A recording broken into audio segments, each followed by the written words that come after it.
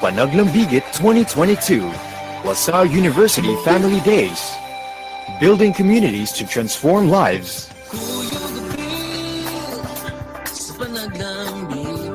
Panaglambigit 2022.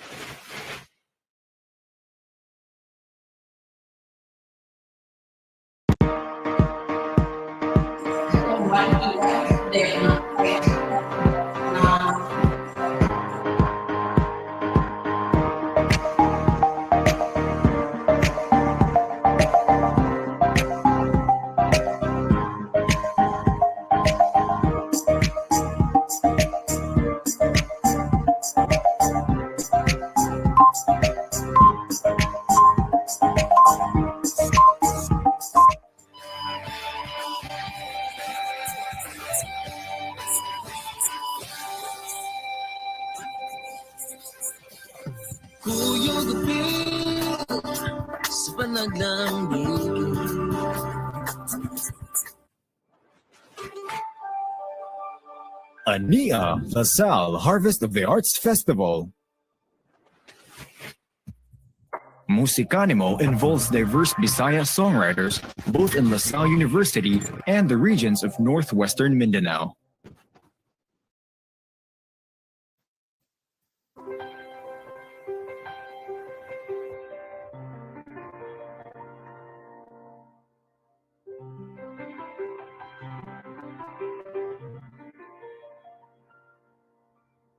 Let me be the change I want to see, to do with strength and wisdom all that needs to be done, and become the hope that I can be.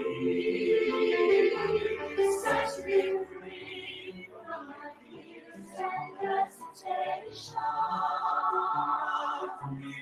Let the courage and fill me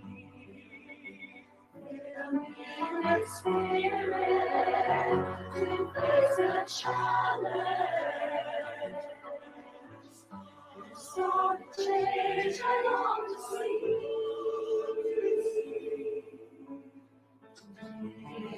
I start the change I want to see. Even if I'm not the light, I can be the spark. In faith, service, and communion, let us start the change we want to see. The change that begins in me. Today I start the change I want to see.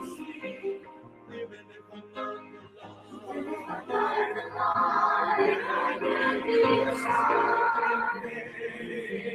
Service and communion, let us start the change we want to see. The change that begins in me.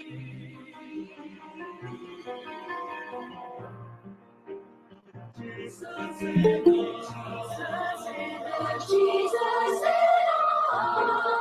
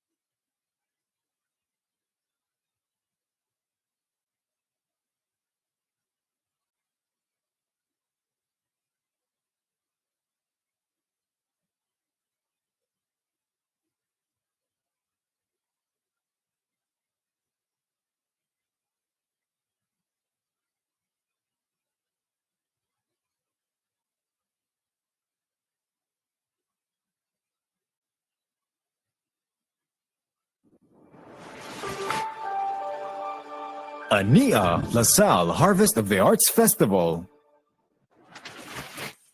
sulAtNIMO holds a series of programs including educational workshops in the fields of creative writing and journalism. sulAtNIMO. I conceptualized sulAtNIMO in 2019. I had a conversation with Sir Jesril Montes, who was then at the time the director of the McGill Writing Center of LaSalle University. And initially, when we had that, sometimes I always start creating projects over, simple conversations. And then suddenly, ding, again, then suddenly we thought of, I was very interested at the time to really develop a writing festival, a writing project for LaSalle University. And when Sir Jess approached me that he wanted to develop a writing workshop that the McGill Writing Center, the MWC at the time, will spearhead. And that's when I said, okay, then we'll have a writing project. And that's when I started, I always wanted to bring the Animo branding. And that's when I coined the term sulAtNIMO.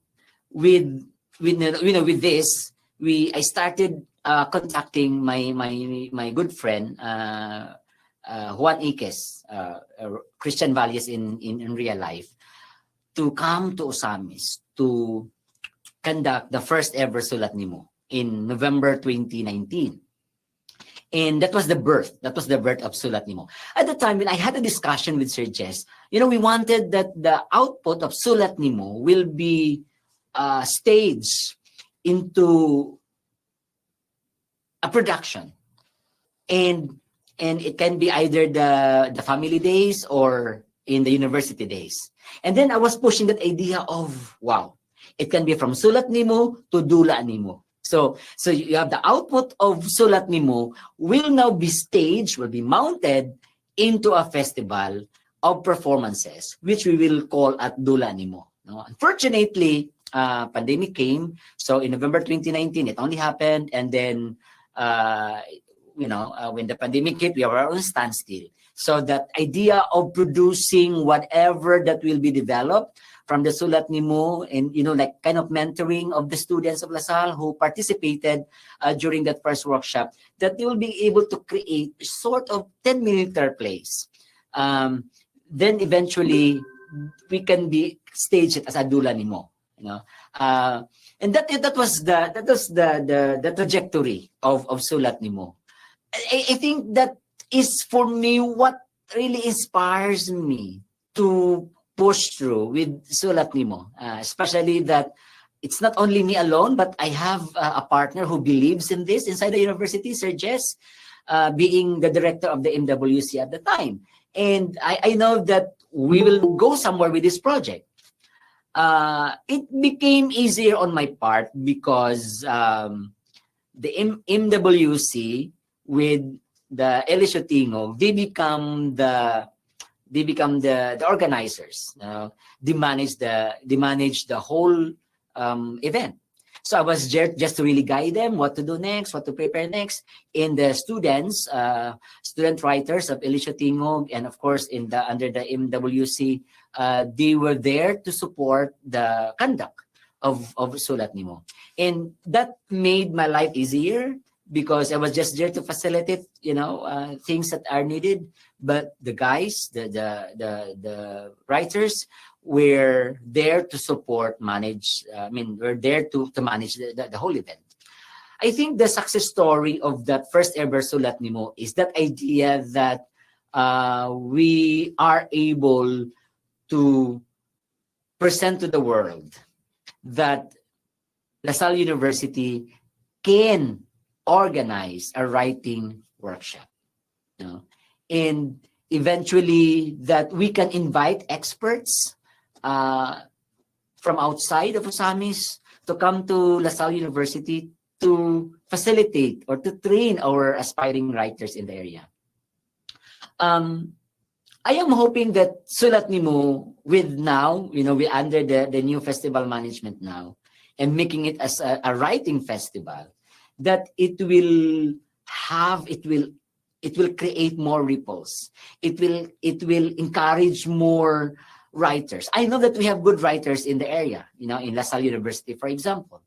But again, there are no platforms for them. Of course, there are many writing festivals, writing workshops outside Osamis. But, for practicality's sake, it's difficult financially. But with sulAtNIMO, we can bring in experts in the field, in writing, in writing plays, in poetry, and the likes, to come to Osamis, to come to LaSalle University, and conduct these trainings or workshop for our young writers in the area. And I think, again, we position our LaSalle University position as, again, the arts in this part of the country. And we are not only providing, we are providing the young writers in the area through this festival. So they don't have to really go to, far, like maybe Iligan with the Iligan National Writers Workshop, or even in Bacolod, or maybe in Manila, but we can bring experts to come in positioning LaSalle University as an organizer of a writing festival in this part of the country. So I am hoping that in the future, that idea of sulAtNIMO and the trajectory to sulAtNIMO will be realized in the future. And that's my wish for sulAtNIMO, to follow that trajectory, that from sulAtNIMO, that the students will be mentored to develop original scripts, and then eventually will be staged to what we call as dulAnimo, or a play festival. I am Filemon Blanco, the founder of sulAtNIMO, and I am formally turning over the festival management of sulAtNIMO to the LSU Educational and Digital Media Services team, headed by Mr. Ted Najantakan.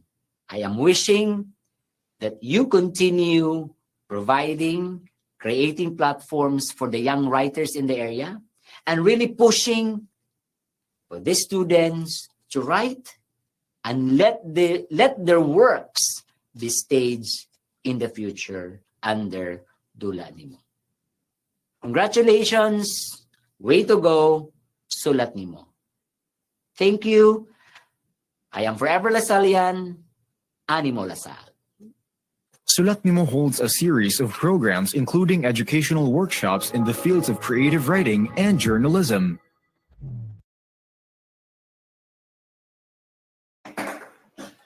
Thank you for your wonderful message, Dr. Blanco. We will surely strive to continue what you have started. And now, ladies and gentlemen, I know you are all excited, and so am I. To know our resource speaker for this workshop, let's watch this.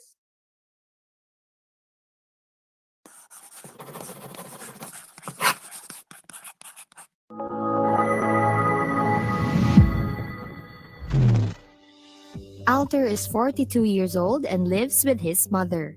He teaches English and literature at LaSalle University in Ozamis City.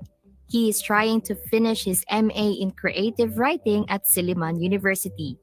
He plays tennis and ponders on writing a book of poetry about the game and the people who play it.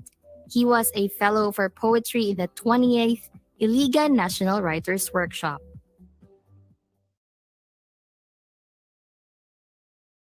Once again, our resource speaker for today's workshop, please help me welcome Mr. Alter Hofiliano.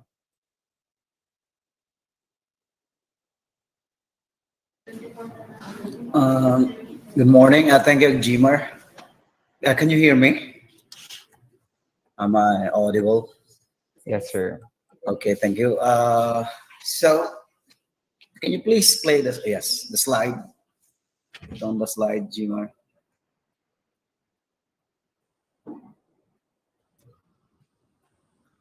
So, how are you? Are you ready? As you can see, I'm wearing a bandana. It's a homage to David Foster Wallace, one of my favorite writers, who wrote encyclopedic novel The Infinite Jest. Now, can you please the Gmar to the slide katong kuan primero, the first one, because I want them to see the title of my talk for today. So it's I titled my lecture, my talk, "The Other Garden: An Influence and the Process of Writing a Poem." Before I start with the nature of poetry, I'd like to. There is a question: what is poetry or what is poem? Uh, it's quite difficult to pin down in a formulaic expression as what would T.S. Eliot would say. No? It is a challenge to define, to really you know, as an idea, as a whole, to say, to come up with what really a poem is. Can you please turn the slide next to the next slide, please? I have, in my lifetime of learning how to write a poem or how to write and reading, have favorite writers, of course. I've chosen these quotations from William Wordsworth.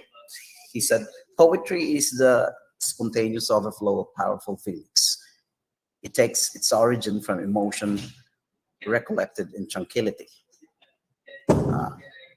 Another one from Paul Valery: "A poem is never finished, only abandoned." And my favorite writer of all time, he's basically famous for his plays, Samuel Beckett. He said, "All poetry, as discriminated from the various paradigms of prosody, is a prayer." I would agree with Samuel Beckett. It comes from a place, it's a real place actually that you can define, that you can describe. That it's a kind of a landscape within you. Of course, no, it comes from inside. That anchors that's its source. Okay, its source where it gets its material is also from outside. So these writers, they've tried to really to really understand to the depths of what a poem is or what is poem. Okay, so they have various point of view, or the way they look at it, their definition according to their experience of the genre. Okay, now let's go to the next slide.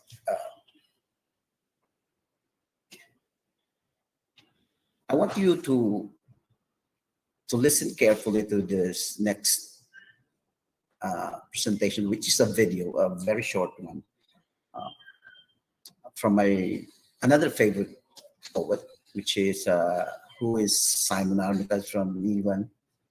He will be talking about a very short description, his idea of what poetry is. Okay.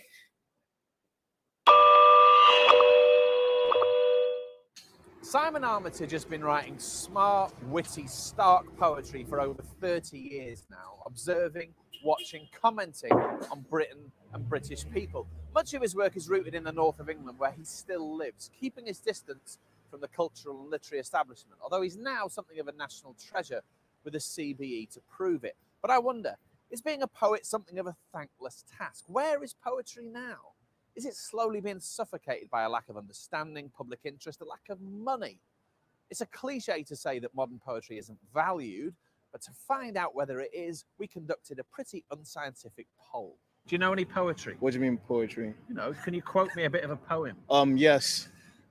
Something beyond the yonder breaks. It is the eastern summer. I'm trying to do Shakespeare here, by the way. Okay. Yeah, great. I know I'm joking. I don't know any poetry. Do you know of any poets? Edward Thomas, Who's Edward Thomas? Or was Edward Thomas? Anglo-Welsh poet. I know that because my friend wrote an email this morning. You got any poetry books at home? Yeah, I bought my girlfriend a book of love poems. Did you? Yeah. And which sort of It's a poets? compilation. Which sort of poets were in it? Sorry. Did it have the desired effect? Probably did what I required. Right, okay. But So poetry has its uses. it does have issues. Is it a shame that more people don't like poetry, buy poetry books, go to poetry recitals? Well, what I see is that poetry can give you a lot of fun and give you good feelings. And if you're very deeply in sorrow, a poet can always give you some cheer. So in that way, it's a bit shame. So in your GCSEs we're talking about, yeah? Yeah, You did Wilfred Owen yeah. and Sylvia Plath. I don't remember the Wilfred dude. And what did you get from Sylvia Plath? Well, I got something. She was depressed, obviously, and that's how she killed herself. Jeez, I don't get why she was so depressed though. What was up with that? Simon Armitage, do you go along with the idea that not nearly enough people know about poetry, let alone value it? Well, that's a difficult one, because if everybody sitting on the bus or the tube in the morning was reading a book of poems, I don't think I would be writing it, and I don't think I would value it particularly. There's something about poetry which is oppositional, and it's a form of dissent. I mean, even in its physical form, you know, it doesn't reach the right-hand margin, it doesn't reach the bottom of the page. There's something a little bit obstinate about it, and I think it's the literary equivalent of the awkward squad. So, you know, there is simply a level beyond which it cannot go. Having said that, Is that to say that, do you mean, therefore, that if everyone was reading poetry on the tube in the morning, it would be the poetic equivalent of Coldplay or something? I mean, that's what you mean? I think It what I would mean is that lose it wouldn't its be poetry. You know, poetry's always had a complex relationship with language, and it's alternative, it's independent. It is simply and cannot be a mainstream art form. I mean, for example, it requires concentration. That doesn't appeal to everybody. Not everybody wants to look at these little bits of squirreled away language and focus on them. But at the same time, you know, because it's the thing I value almost more than anything, I do believe there is a huge amount of fantastically good writing out there, which goes unregarded and in some cases unread. When I went back in preparation for this interview to your Faber anthology selected poetry, one thing that struck me about it was the regular appearance of violence and murder. I mean, Hitcher has the lines, "I let him have it on the top road out of Harrogate. One with the head, then 6 times with the crook in the face, and didn't even swerve." Okay, thank you, Jimmer. So that was Simon Armitage discussing, in his opinion, the nature of poetry. So basically, it's strange poetry.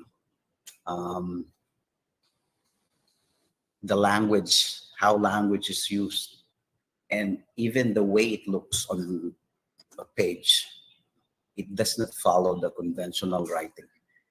It does not follow the conventional language. It's oppositional, he said. It goes against the everyday language, how we use language. So basically, this is strange. And it's really hard to pin down. And it's not for everybody. Because as what he said, it requires concentration.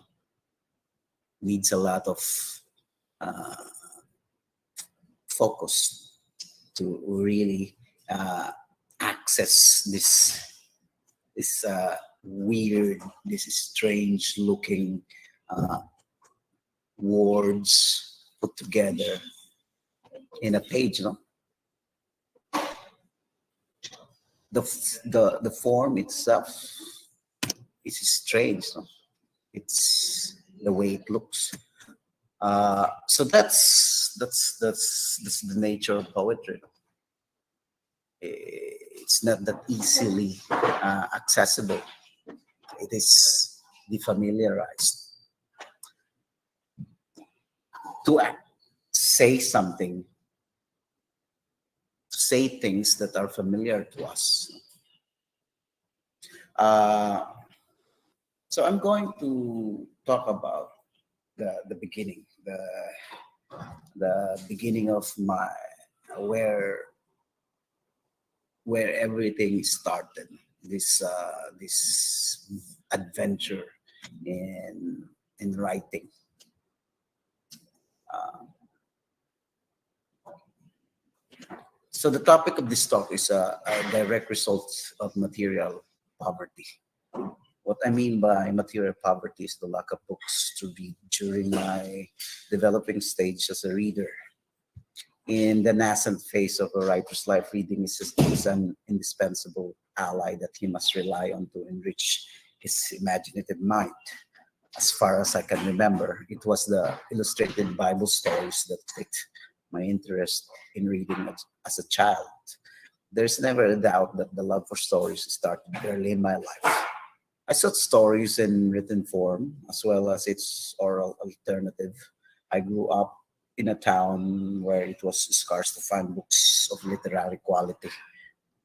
One has to travel 30 kilometers to get to a city with a decent bookstore. That city I mentioned is Pagadian, actually.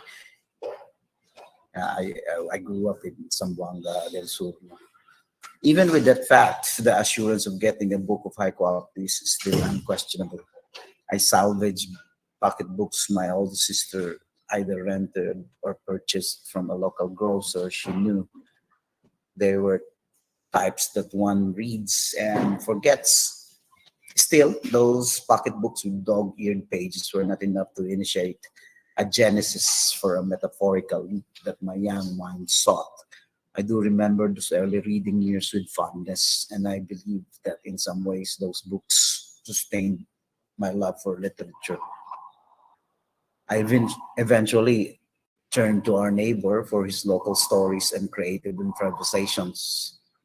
Scoro Eyas, that's his name, was a great storyteller and a man of a singular character. He would gather the kids my age as darkness would slowly creep in the unpaved streets of the town. He would tell us stories of supernatural beings and mythological creatures. What I remember the most is his story of Capre and its variants. It was from him that I learned that capres come in different size and form. One early evening, he told us of a capre so terrifying and humongous in his fantastic account. He saw the monstrous thing with his very eyes casually strolled over the old market where my grandmother had two stores. What was strange, he intimated, was it wore a necktie. He then pressed that capres wearing neckties are the most hideous of them all. And the young creative in me was without a doubt taken by such powerful invention. Then, earstrapes and the recognition for that metaphorical lack has been a constant feature in my adolescent life. In my early 20s, I started reading the Bible seriously. As I mentioned in the opening of this talk, the scarcity of reading material is a factor that contributed greatly to the creation of this talk. There was a book on world history that my grandmother tore page by page to stoke fire for cooking her meals. It was a fairly thick book, which I sometimes read before the abuhat. Every time I had a chance, I smuggled the book and opened it in one of the lighted corners of the house and read the decimated pages of history. I found the reading experience lacking a dimension that would fuel my imagination. I totally understood that the history book told stories of people the way the Bible chronicled the destiny of the lineage of Abraham. What was the difference though? And I found one thing I would later experience as I gained access to the rich world of literature. The dimension I was looking for is the literariness that the Bible offers, which the history book lacked. Reading the book of Genesis and the book of Kings transported me in a realm of a written world so exotic and strange. The biblical stories, narratives of human struggle and triumph, illuminate the way I approach literature for the first time. The Bible is layered with symbols that force my reading process to innovate and reach a certain level of sophistication. The material poverty, the lack of reading material, as I had mentioned earlier, with which its inherent byproduct is metaphorical scarcity, had been answered by the provision of the Bible as a whole. My continued interest with the stories of the Bible reached a level of that a disinterested scholar.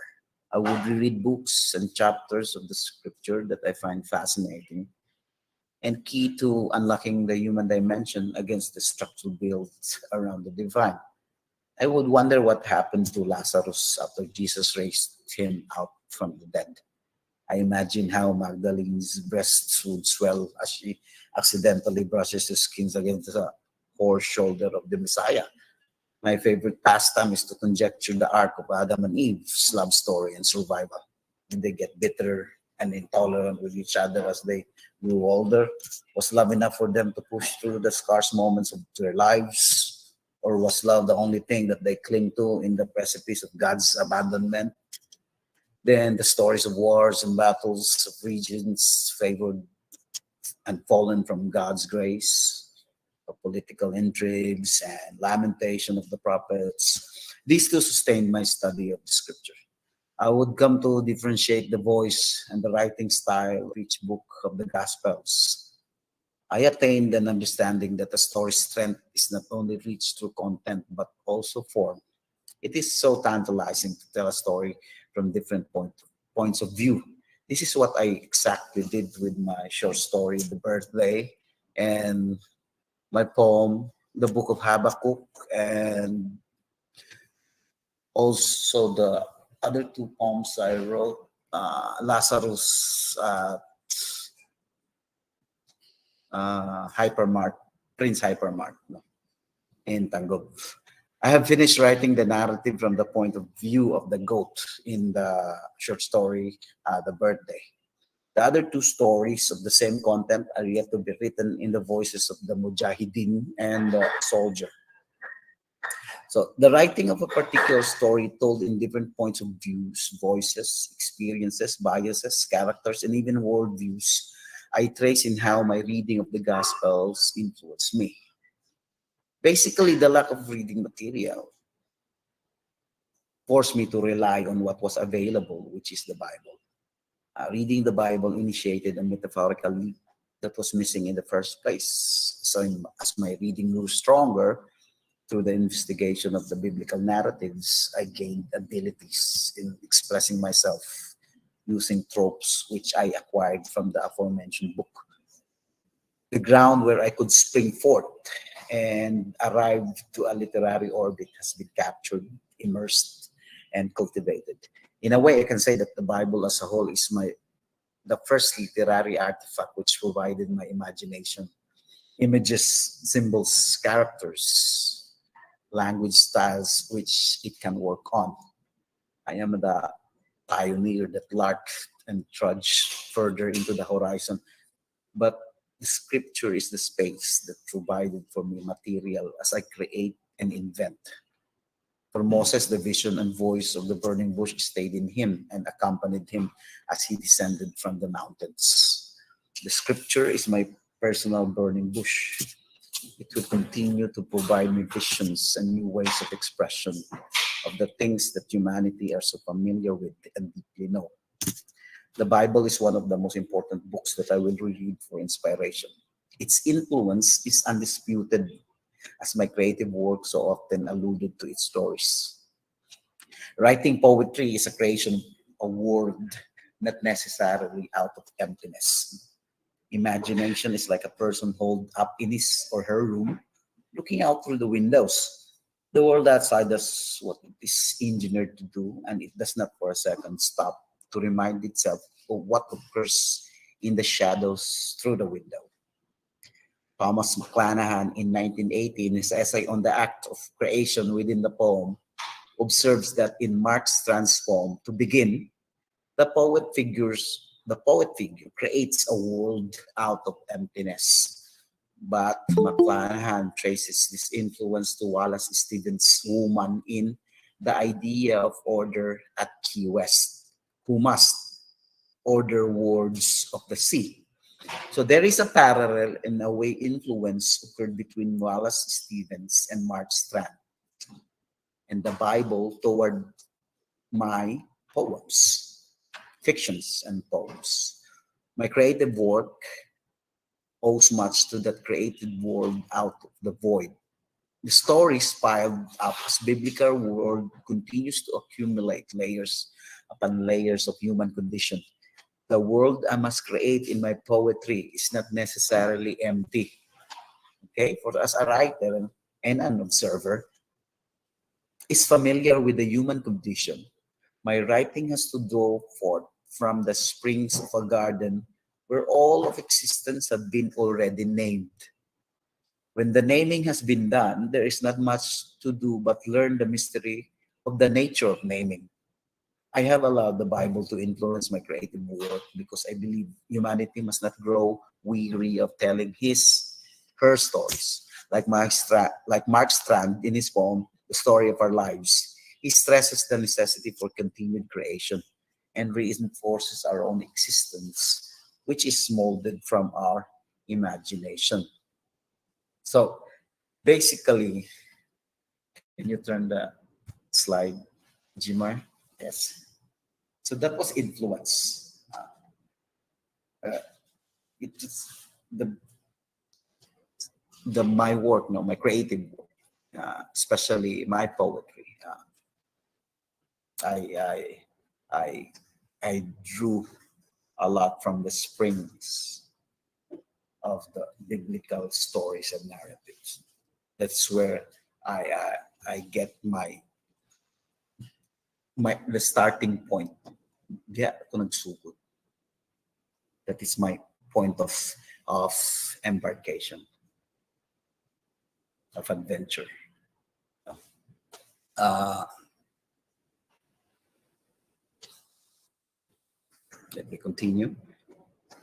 So influence is undeniable in an artist, not just a writer, no, to an artist, no. So the I will talk to you about how I've already discussed to you how the Bible is a big force to my creative writing process. Leal and Riken discusses how the Bible is central in the literature of both England and America. In his article in the Washington Times, no?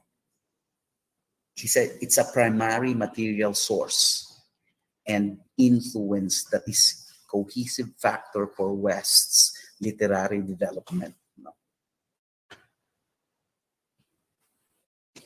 He continues that Ryken substantiates his claim through his example of Caedmon's hymn, believed to be the oldest extant English literary piece, modeled on the book of Psalms, and directly takes material from Genesis 1 and 2.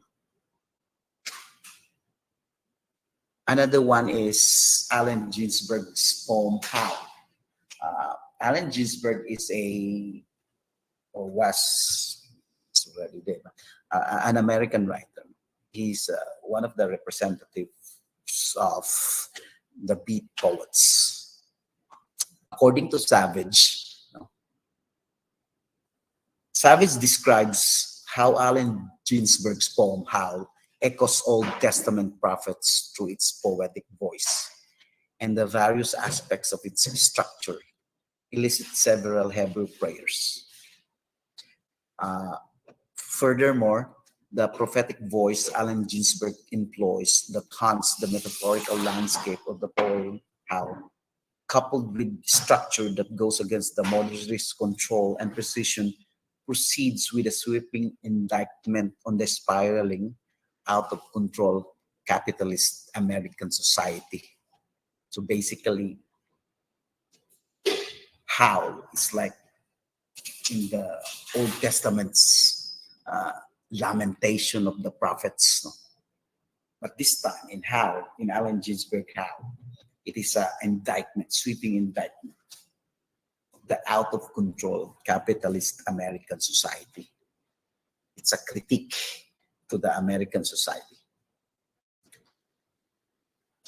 Howl is a metaphorical voice that reverberates in the wilderness that is the American landscape. The voice that rages, wails, howls as it complains and warns America of the biblical heathen god of fire, Moloch, a god that asks for blood of children. Compared to technocracy, which is the poem's concentrated fury is all about and directed. Another poet, which is my favorite, Lawrence Ferlinghetti, who championed the Beat Generation's cause, said that supported Allen Ginsberg's Howl at its obscenity trial. So Allen Ginsberg, in his poem, Christ Climbed Down. No, sorry, Lawrence Ferlinghetti, in his poem, Christ Climbed Down, draws heavily from the gospel, that crucified image of Christ, subsequently limning a poetic structure where a metaphorical leap is possible. The other crucifixion of Christ, who climbed down from his cross and undid the familiar Christian narrative. I'm going to read to you the poem, okay? This is Christ climbed down from his bare tree. I'm going to share it to you, okay? Let me share to you the...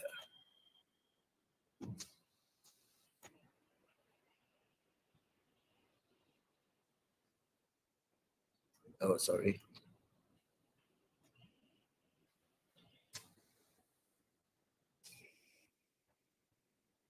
Share to you the... So this is the poem by Lawrence Ferlinghetti, influenced by the crucifixion of Christ. Christ climbed down from his bare tree this year and softly stole away into some anonymous Mary's womb again, where in the darkness night of everybody's anonymous soul, he awaits again, unimaginable and impossibly immaculate preconception, the very craziest of second comings. Okay, so that's Christ come down from his bare tree. No? It's a reimagination of Jesus Christ. Another one is in 1964, the publication of the 77 Dream Songs was the turning point of John Berryman's career. Trained in formal poetry at Columbia and Cambridge, ventured on a poetic adventure poetry collection. Eventually, the year after, it won the Pulitzer Prize for Poetry, which according to the New Critics is a series of improvisations recounted by its main narrator, Henry, solely based on John Berryman's life, the dilemma with his own identity, the pangs of being a middling poet and the poet's fight for survival. Nevertheless, the influence of the Bible, especially the New Testament, is the main source material. Thomas Andrew Rogers discusses how unpublished material of the 77 Dream Songs reveals the paramount thematic concern of the collection, which is the search for Christian origins. Moreover, due to the scarce historical record in the life and teaching of Jesus Christ, canonical or apocryphal, John Berryman concentrated his research interest in scriptures. In Dream Song 2, John Berryman illustrates an act of defiance by invoking the biblical Garden of Eden, insisting that theology must be denied for human progress to take place. So basically, that is the role of influence to any budding writer, any aspiring writer. Can you turn the next slide, please? Turn to the next slide.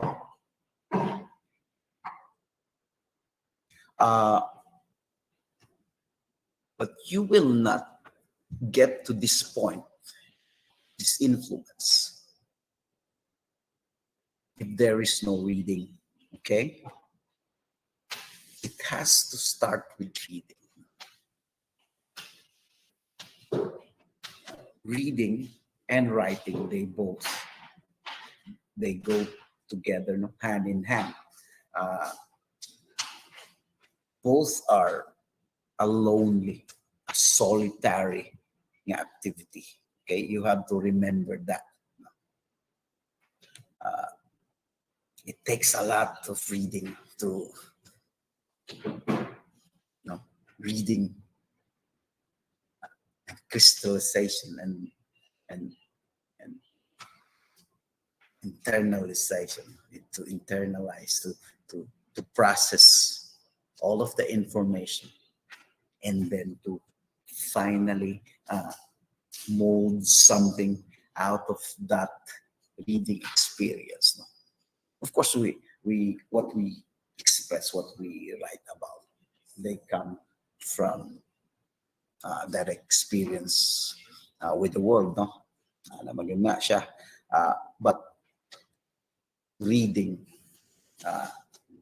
augments that. Muna role sa reading. It helps you to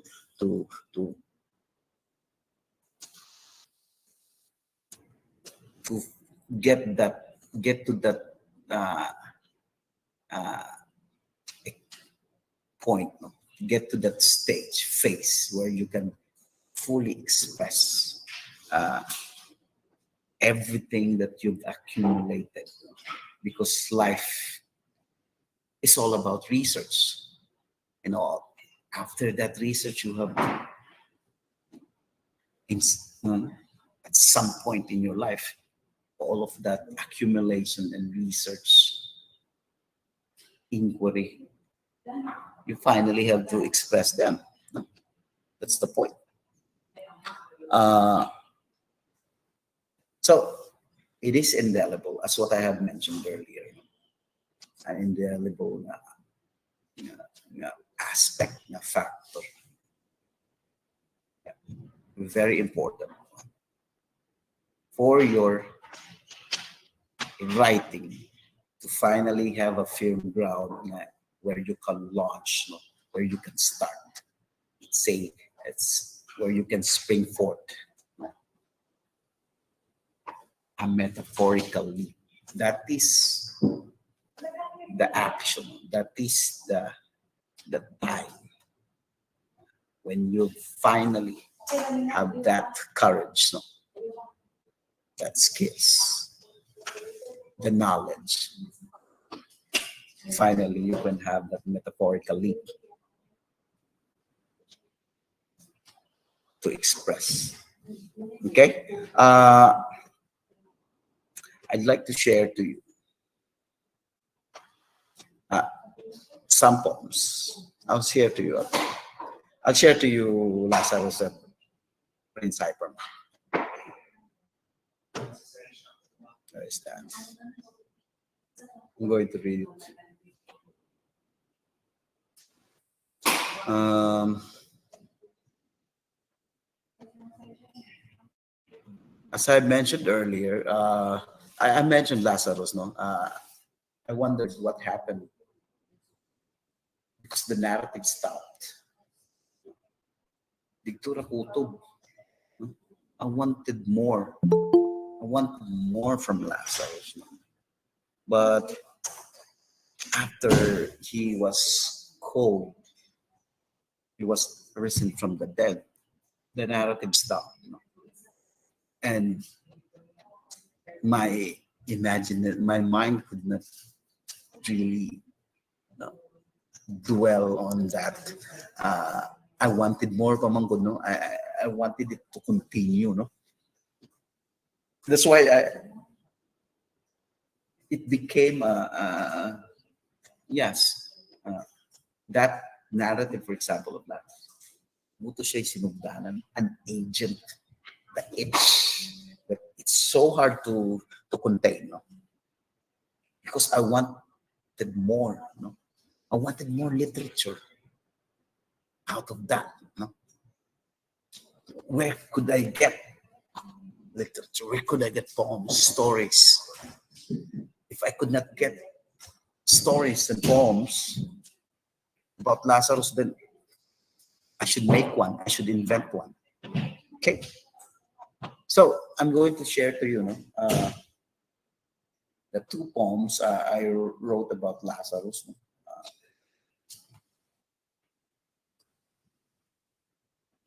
I also wrote a poem about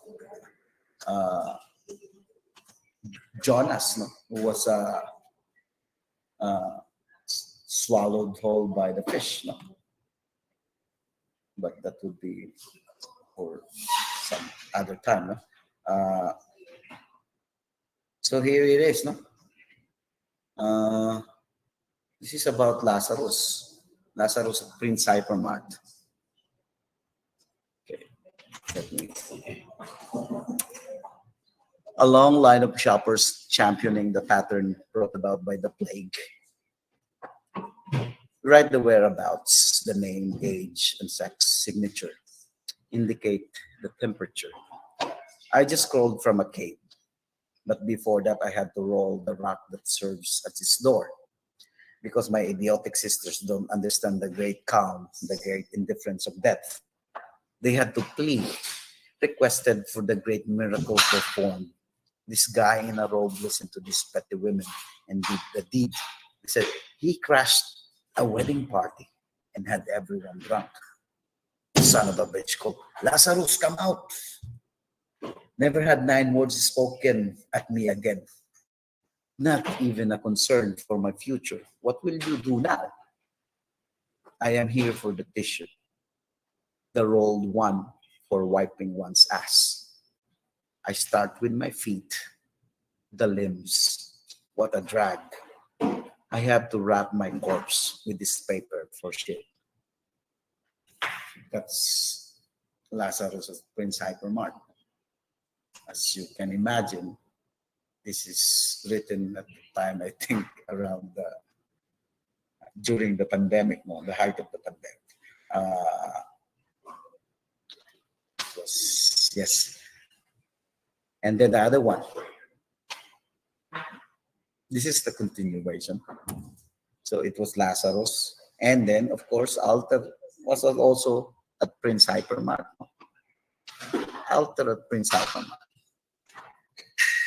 I winked at Lazarus. Winced at the thought of him laboring alone, wrapping his stinky body. This is some high-level joke only cosmic beings are capable of laughing at. There's another joke. They laugh at us in their castles, at their meetings in Davos, over the creamy latte curated by a cute university student who is also a hottie wokey woke on Instagram. Instead of cheese, I got a star margarine. Nothing wrong in spreading your bread with margarine. I would start a revolution at home. I spread the margarine in silence. The bread chewed in silence. The thought of revolution while chewing in silence.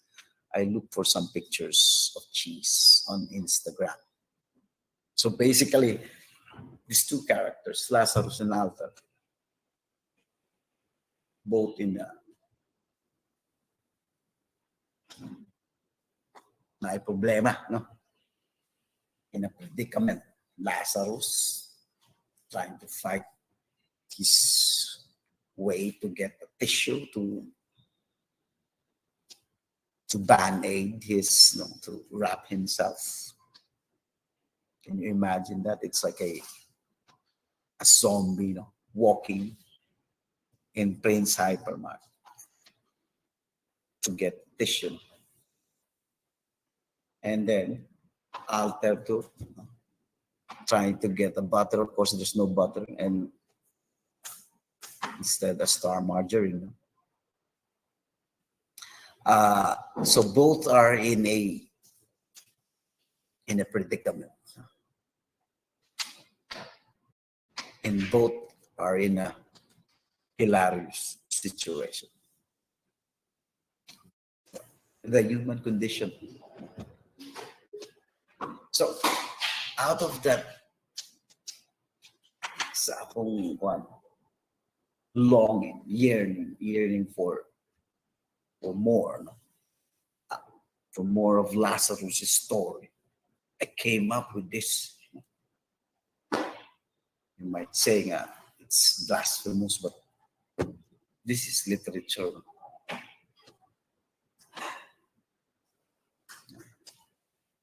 This is literature. This is poem. This is the imagination wanting, desiring something which reflects the human condition. Okay? And we will stop there.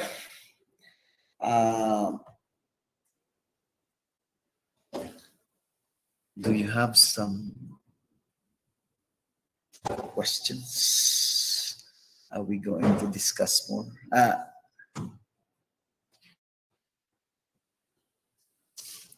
Jimar? Hello? Hello, sir. Good morning. Okay, everyone. Do you have any questions about our Do you have a question? Sir, we have questions here. Yes. I'm gonna read one question here.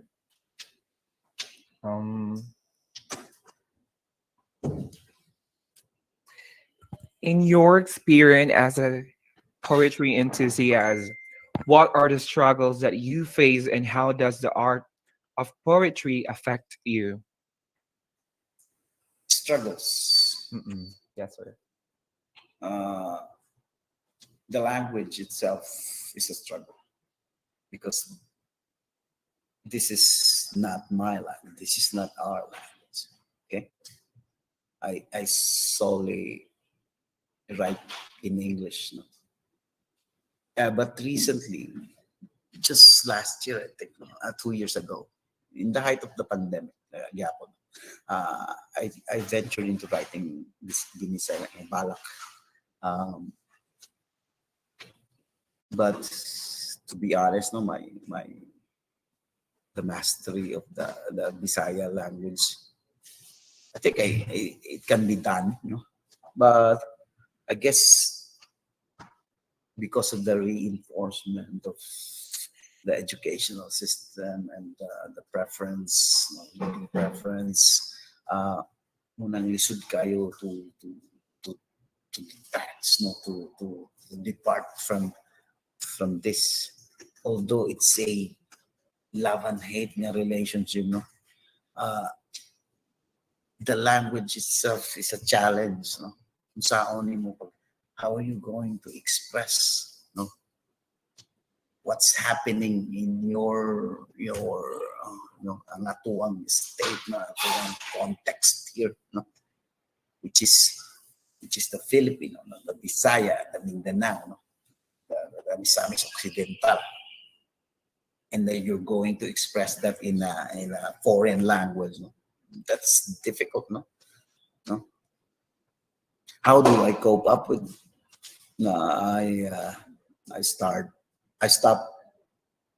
Actually, I would stop for a few months, weeks writing. I would just read, though. I'd read. Uh, gain more kwano. It's because for me it's about getting material, source material from anything, pop culture, music, films, you know, anime, for example, books, and so on and so forth. Art, as what I have read earlier, no, according to Paul Valery, a poem is never finished. It is only abandoned. No? If I recall, I've written a poem way back in China a long, long time ago. And I finished it here in the Philippines, no? Like 7 years later. No? And it's a fairly short poem. No? Fairly short. Bubu pa siya. It takes some time. No? It never goes away, Magod, because it's there. It's like an itch. No? Dili ka undangan niya until you say it's complete. No, you only abandon it. Why? Because after you put it away, and when for some reason mubalik ang basa niya, it says something. It says to you nga, hey, tungagi pa ko. Hey, advise me or do something. Change this word or that word or this phrase. So the writing does not stop. No, you only abandon it. Okay, napay question?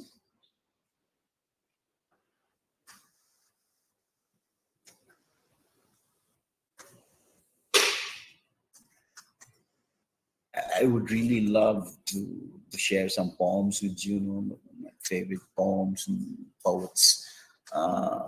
And then, kung you would be under me, sa literature, that's what I do with my students. I share to them poems and then let them go at it. No? So, wala na? Wala na questions? Because I'm going to close it with a poem by Simon Armitage. If you still have questions, feel free to raise your hand. And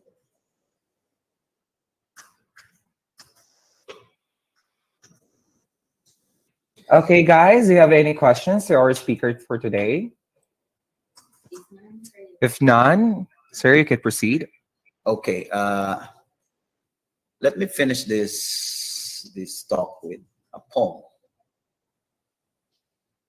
We go back to the nature of poetry, what a poem is.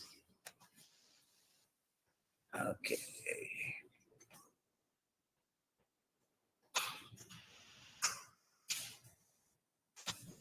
So,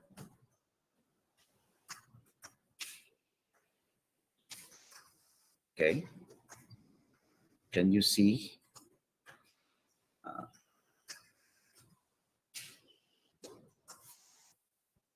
Let me make it big.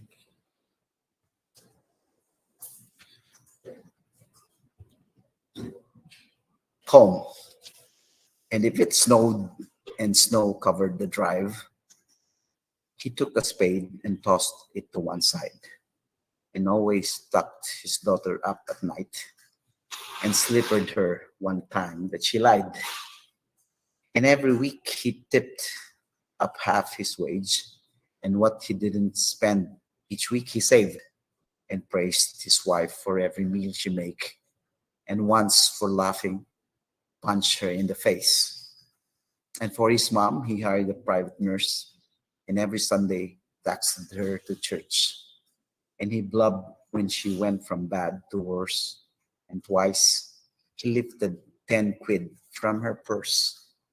Here's how they rated him when they look back. Sometimes he did this, sometimes he did that. So, a poem compared to a person, a man. Not just a man, but a father figure, someone ahead of the family. Also, a son, a child to a mother. The key here is the last two lines. How people rated him when they look back. What was their opinion of the man? Sometimes he did this, sometimes he did that. That's what they said about the man. That's basically what a poem is. Sometimes it says this or does this to us. Sometimes this way, that. So this and that. There is no formulaic expression. There is no ideas nga. Kiniragid siya. There are many ways to understand. And a poem or poetry says a lot of things in a lot of different ways. Okay? I hope you enjoyed our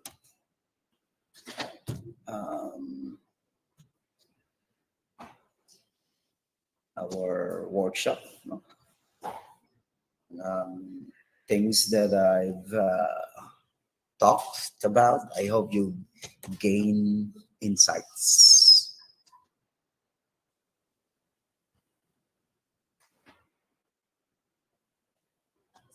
Jimar? Okay. A lot of fruitful discussion we had. Thank you, Sir Alter. And this time to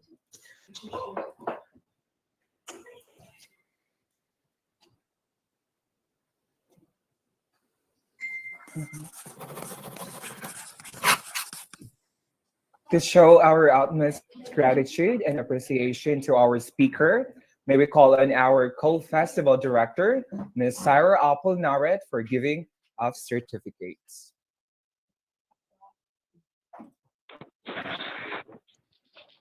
Hello, everyone. Good morning. And good morning, Sir Alter.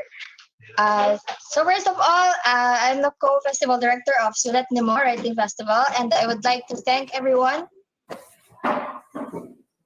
for joining this morning's workshop. And it is my honor to present the certificate to Mr. Alter Hotulenya for being our resource speaker on the sulAtNIMO Creative Writing Workshop's poetry at LaSalle University via Google Meet, given this May 12, 2022, signed by the co-festival director of sulAtNIMO, Mr. Earl Hendricks Reyes, signed by the co-festival director of the Musicanimo, we have Rayan Christian Amakna, signed by yours truly, the co-festival director of sulAtNIMO, and the festival director of the ANIAL LaSalle University Harvest of the Arts, Mr. Ted Najantakan. Thank you so much, Sir Alter, and congratulations. Thank you. We assume that the participants really learned a lot, and we hope that the participants and the aspiring writers out there are given the motivation to write more, to improve their skills in writing, that they are motivated to do more write-ups and improve their skills. So thank you so much, sir, for sharing your knowledge and experiences to our participants. And to all the participants, thank you so much for joining, and please wait for further announcements. Thank you, and once again, good morning. Thank you so much, Ms. Sarah Aponarit. Again, thank you to our speaker, Mr. Alter Hofelena, for sharing your time and talent to our aspiring artists. Everyone who attended this workshop seemed completely absorbed by your discussion. It is a tremendous honor for us to have you as our speaker today. We would not have been able to pull off this fantastic workshop without your support. We were only able to make our program a success due to your willingness to give your time to us.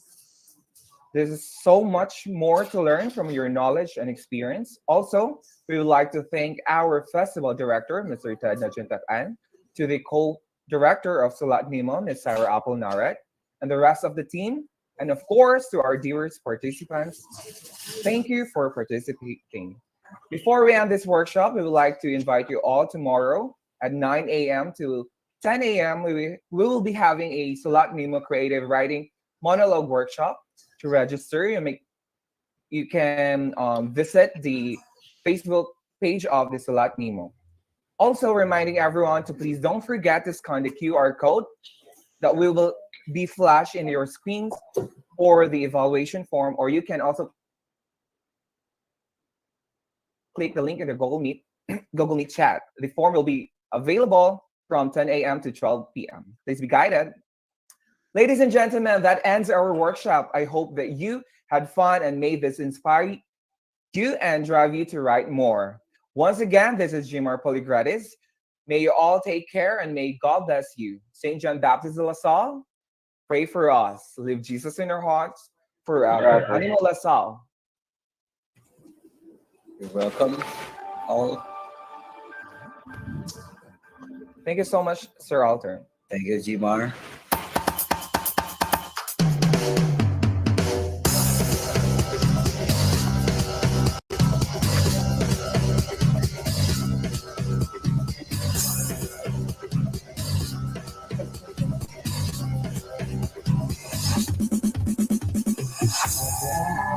Ayaw ipin, ayaw ipin.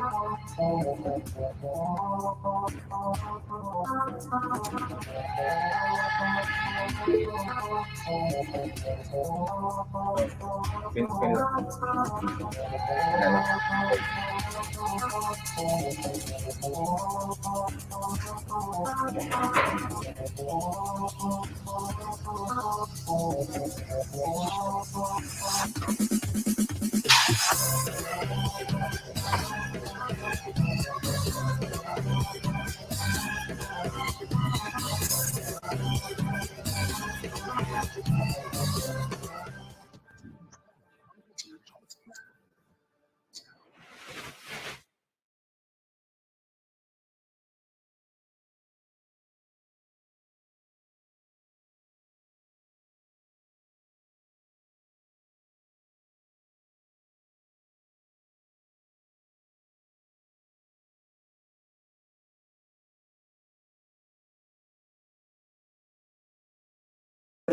Once again, please don't forget to scan the QR code or you can access the link below in the Google chat.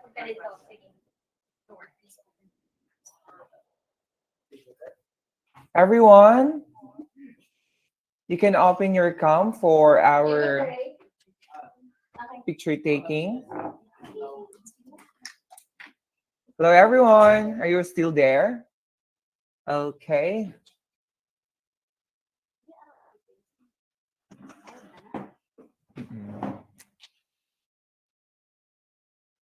I'll count 1, 2, 3, and 3, 2, 1. Smile. Another one. 1, 2, 3. Smile. Okay, thank you so much for joining our workshop today. I hope you enjoy and learn a lot. And Thank you, Jamar. thank you, Ayan. Please don't forget to scan the QR code or you can access the QR code in the end call messages. Thank you.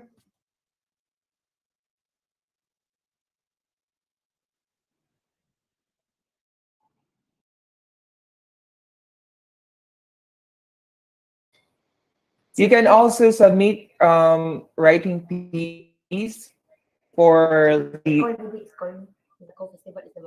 Okay. Miss Ira Apple, are you there? Yes, yes. Hello, good morning. Don't leave the meet yet. Participants, I have a quick announcement to make.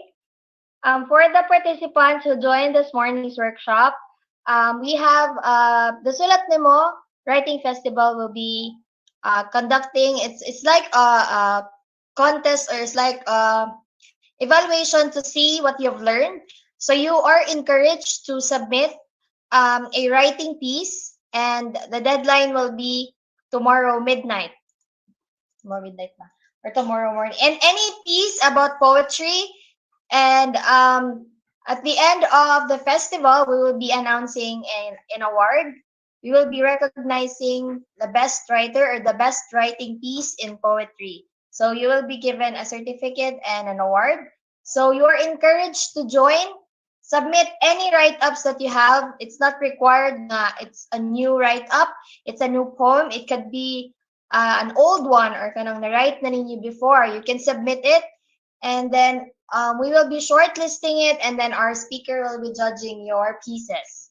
So whoever is the best piece for the speaker, then you'll be awarded as the best writer, best writing award, something at the end of the festival. So thank you, and we are looking forward for your entries and submission. Thank you so much.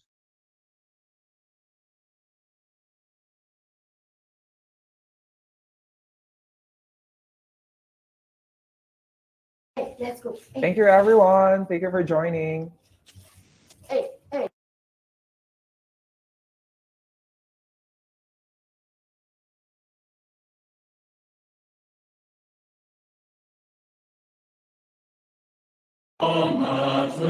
Hail today, let's go.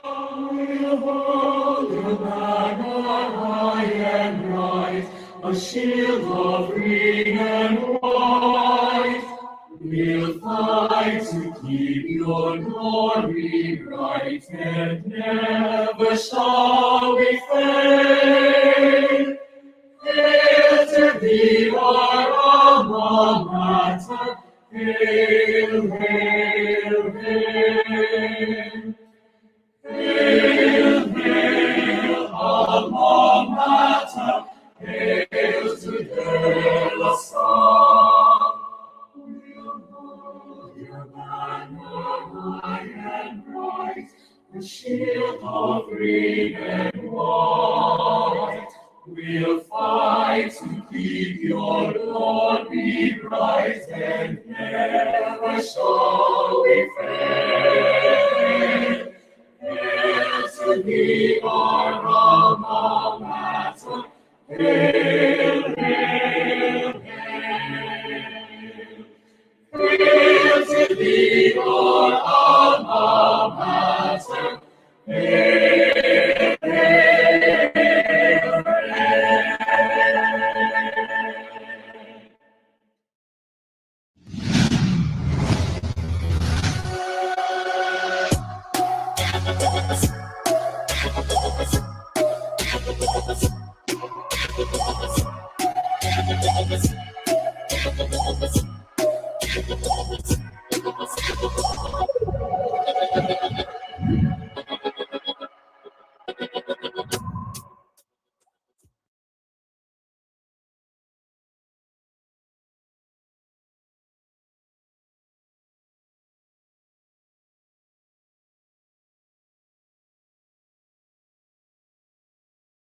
Hail, hail, alma mater.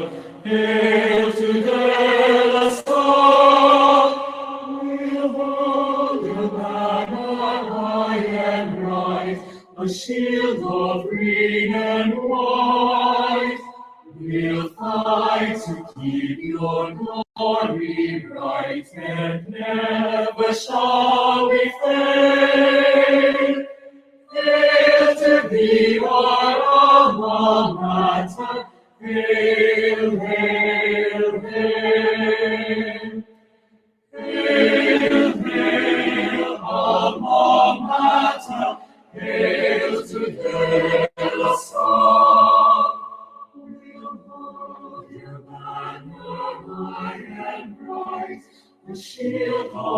brave and white. We'll fight to keep your glory bright, and never shall we fail. Hail to thee, our alma mater. Hail, hail, hail. Hail to thee, our alma mater. Hail, hail,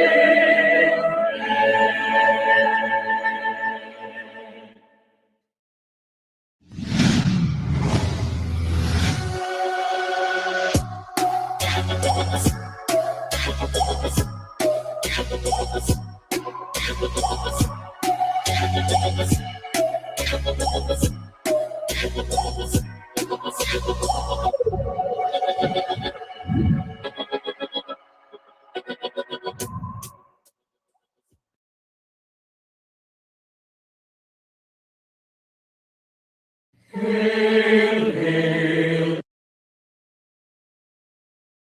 Ania, LaSalle Harvest of the Arts Festival. Ania is a Cebuano term that literally means there is, and it bears another Cebuano term, ani, which means harvest. Also, A in Ania is purposely separated to represent an acronym that means arts. And so, Ania is a festival suggesting that there is harvest of arts in this part of Mindanao. This year's Ania is celebrated during the month of the Founders Feast, St. John Baptist de La Salle, with 3 major sub-festivals, sulAtNIMO, musicAnimo, and sulAtNIMO.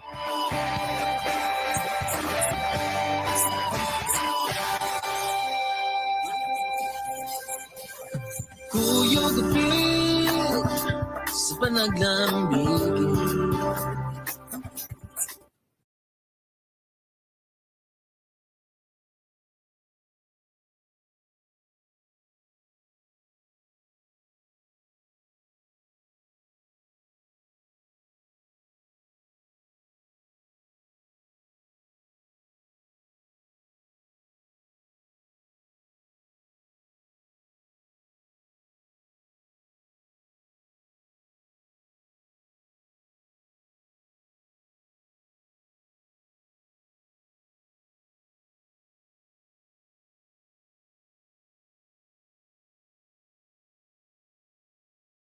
Ania, LaSalle Harvest of the Arts Festival.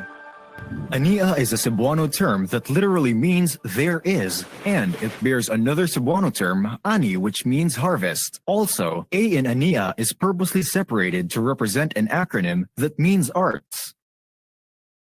And so, Ania is a festival suggesting that there is harvest of arts in this part of Mindanao. This year's Ania is celebrated during the month of the Founders Feast.